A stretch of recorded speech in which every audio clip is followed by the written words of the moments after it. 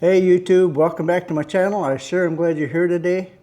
Thanks for taking the time to watch my video. Today we're going to do the part 3 of my shelves to drawers conversion. And I've got it done as far as I want to go with it anyway. And so let's just snap my fingers and we'll take a look at it. No, I guess we're going to have to sit through some boring footage first. So anyway, let's get started.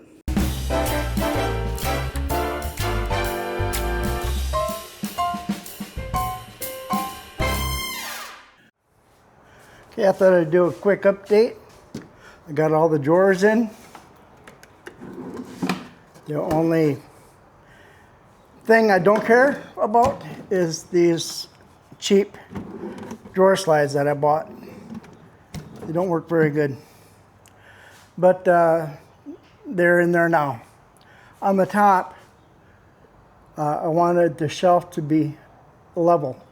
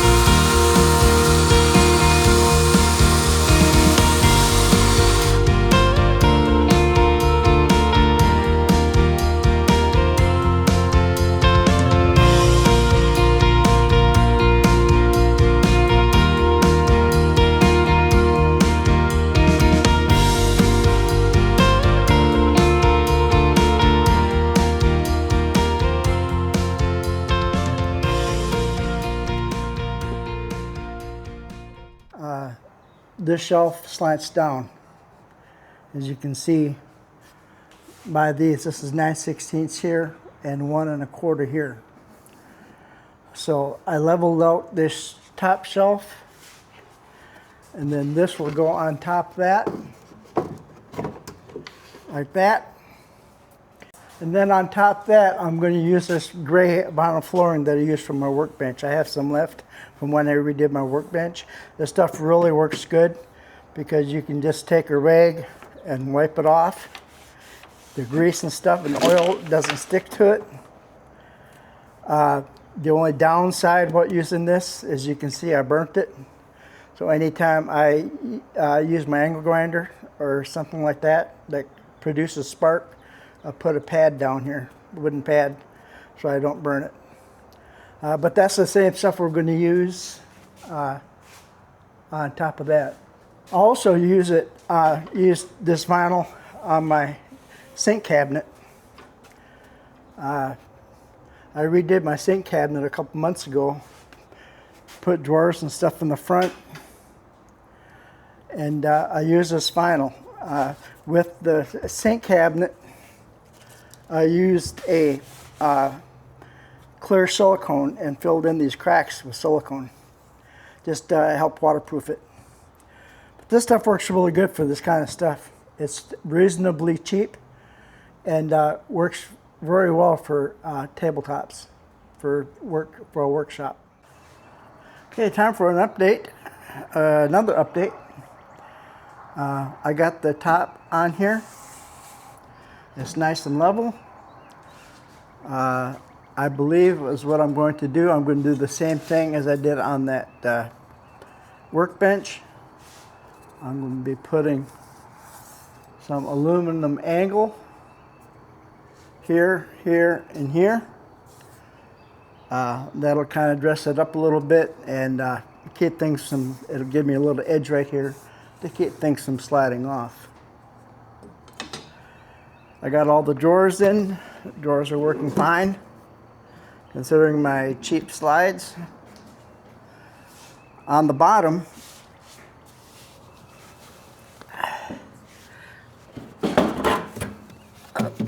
this bottom had these angle metal pieces on here.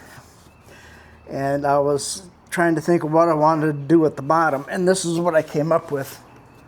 I made a shelf with a frame. And so now this shelf will fit on the inside of that angle iron that's on there, angle sheet metal. And that just sits right on there. I can't move or anything, so that's just going to free float on there and not attaching it to it. And then I've got some shelving brackets here. The shelving brackets are going to go right here, and I'm going to put another shelf here in the middle. I've got it taped up, and we're going to start painting, and we're going to get this wrapped up where I can see the light at the end of the tunnel. So that's all I got for you right now. I'll turn the camera back on when we got it painted up and wrap this video up. Okay, we're finished. Let's see what it looks like. I'm going to try to snap my fingers again. This time maybe it'll work. And there it is. I made a list of things, of mistakes that I think I made and what I would do different. We're going to go through that list and I'll show you what I did and what I should have done. Okay, first thing on the list, before I put the cabinet and all the drawers and stuff in, I should have painted the frame first. It was a pain in the ass getting all this frame, all the green and stuff painted. I wish I would have, before I even started doing any woodwork, is cleaned up the shelving unit and got it all painted and stuff first, and then built the frame. It was 20/20 hindsight there. Next, I should have checked the shelving for squareness. The shelves were not straight. Yeah, I don't know if you can see it or not. I got it pretty even, but this top shelf was not straight. It was slanted. Also, the whole back of it, I guess from age or something, it was not square or even, and I should have done a better job checking that before I started cutting the wood and making it fit. The top shelf I made a little bit too narrow. This aluminum angle is sitting here at a slight angle. I'll take a picture of it. You probably can't see it from the camera, but if I would have made this top shelf to come even with this bottom part that sticks out, I could have put that angle on there straight. This top shelf was a little bit too narrow. And of course, I should have splurged on better drawer guides. The drawer guides work, but they're not very smooth. They make a lot of noise. Don't care for the drawer guides. Next time if I do something like this again, I will buy better drawer guides. These gaps right here, I was going to put the black plastic things that I 3D printed with my printer and put them here, but these aren't very even and it would take a lot of work to get those to work right. So we're going to just leave it open. I'm not going to do anything with the gaps. It's a shop cabinet. It's functional, and that's what counts. That's about it. Is what I'm going to do next is we're going to load it up, put all my stuff in it, and then we're going to wrap this video up. I'll show you the final product. Okay, I got it all loaded up. First off, I rearranged the pegboard behind it a little bit and move things around a little bit, make it a little more organized.